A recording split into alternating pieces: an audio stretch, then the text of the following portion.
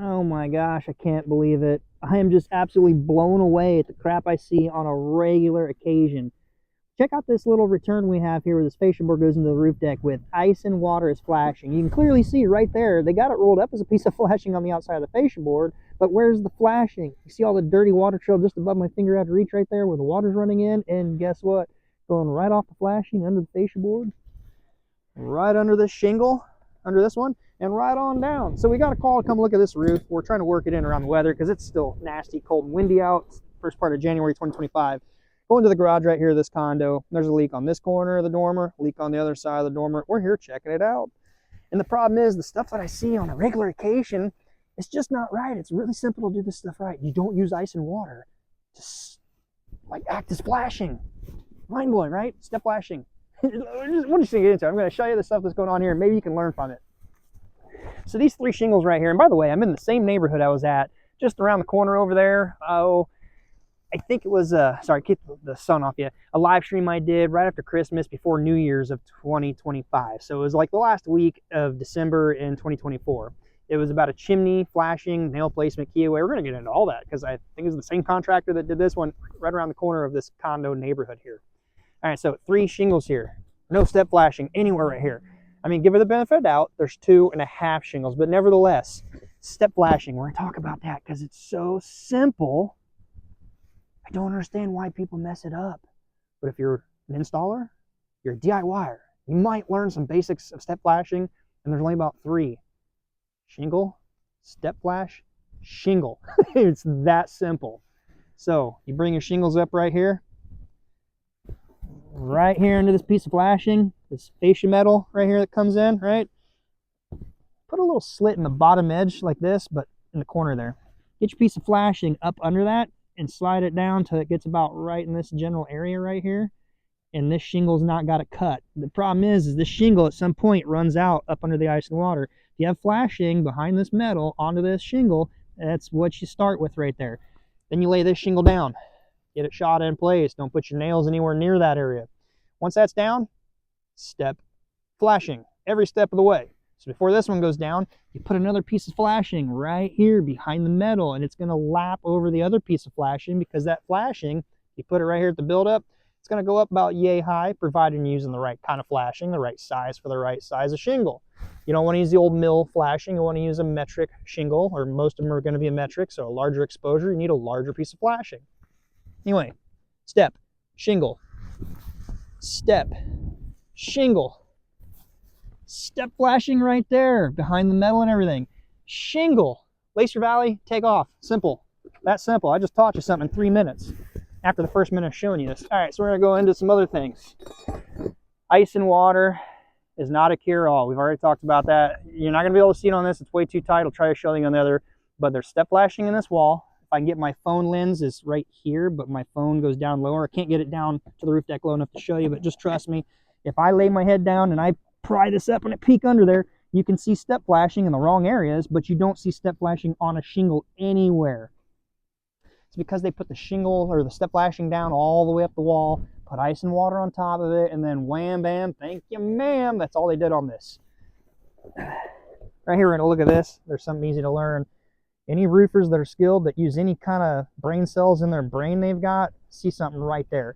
And for those that aren't aware, DIYers, this end wall flashing right here that goes behind the siding terminates, or it comes out farther and they cut it where it's past that wall and they fold it down. That should not be on top of the roof. That's another giveaway. If that's on top of the shingle, where's your flashing at that should be dumping out on top of that?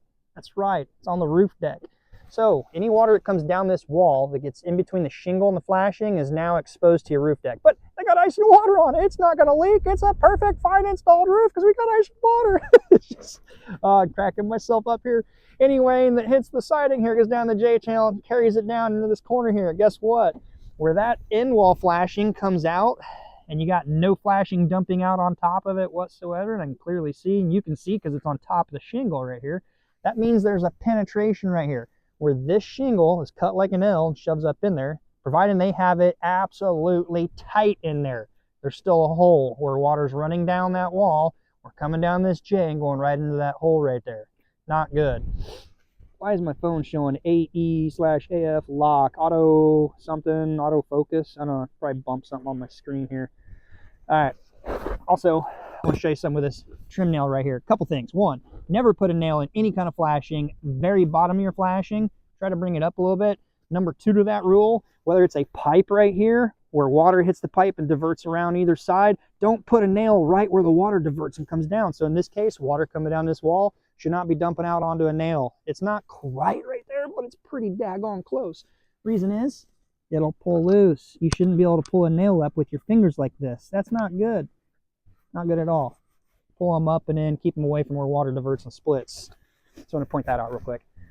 All right, down this side here, might be able to show you something. Also, I want to point out the fact of nails and keyways. That's another common issue. A lot of roofers think their stuff doesn't leak and they've never gone back to see the issues, but I promise you, if you're a DIYer, a contractor, a new guy, whatever, you want to get this out of being a habit, or don't let it be a habit in the first place because it's hard to break. People think, oh, it won't leak, it makes a tight seal, whatever. Oh my God, just trust me. Especially right here. All the water coming off this roof right here, you can see the line where it's been bombarding this all the way down. It's a clear line right there, right in it. It's a galvanized nail. It will leak. You can see it leaking right now, or rusting right there. See it rusting? That's what I meant to say. It will rust. So, the nails, they're metal, stainless. I really don't care, but most nails right now are going to be cheap steel nails, right? They will rust over time. And you might be saying, well, they're galvanized, right? They're zinc coated, wherever the case may be. That's a coating. That's all it is. Over time, it will wear off. I promise you. It's either electrocoated, dipped, something, whatever the case is. It's just a coating. In this case, it's probably a zinc coating to keep it from rusting. Or it wears off over time, and it will rust. It's clearly rusting. I've seen nails completely rust through. There's another one. I'll show you right down here. So try to lifting this shingle up right here, wherever this line comes down. Get in here. See that nail right there? Let me zoom in on 2 here. See that nail right there? Full of water too. When I first broke this free, water came trickling out from up above. It's rusting right there. Keep in mind that nail penetrates a hole clean through that shingle. So when that starts rusting out, you got a hole there. And it's right in line with that line where water's running off this roof coming in. By the way, the fascia, flashing, done wrong. Water's getting in, running down under all that. That's probably why water's getting in under this shingle right here, because it's on the roof deck and it's coming out on top of this because it's hitting it. The other thing I want to point out, maybe I can get this one up here to show you high enough. Let me zoom in on 2, get my phone down lower. I was able to pry that up enough. You should see that step flashing in there. It's a dark, cavernous void of nothingness. That's right, no flashing whatsoever in there.